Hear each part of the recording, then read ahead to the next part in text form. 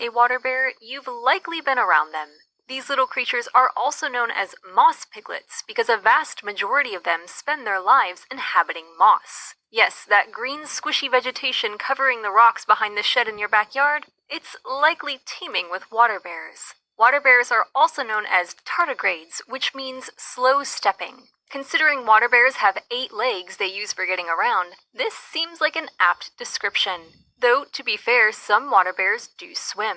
There are the water bears who live in moss, and then there are some who are found in freshwater and are freaking tiny. Imagine a pencil, or hold one up if you have one nearby. Most water bears could easily fit on the tip of that pencil. To get a good look at a water bear, one would have to use a microscope.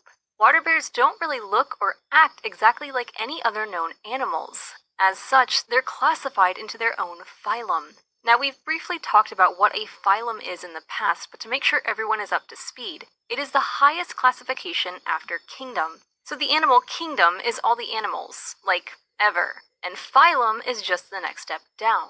For example, horseshoe crabs, moths, and tarantulas all belong to the same phylum, Arthropoda. Considering the vast differences present in all the arthropods we know of, it just goes to show how different water bears are from anything else. Though we ought to note that water bears are thought to be most closely related to arthropods. One example of a similarity between arthropods and water bears is that they both shed their exoskeleton, and it's not unheard of for females to lay their eggs in their sheddings. Since there are more than 1,000 described water bear species, and there are thought to be thousands more awaiting discovery, we can't exactly narrow down their breeding habits to something simple. But generally speaking, water bears are separated into males and females. The females lay eggs, and the males may either fertilize them internally or externally after they have been laid by the female. All in all, they don't usually live for more than a few months under excellent conditions. But when are conditions ever completely perfect?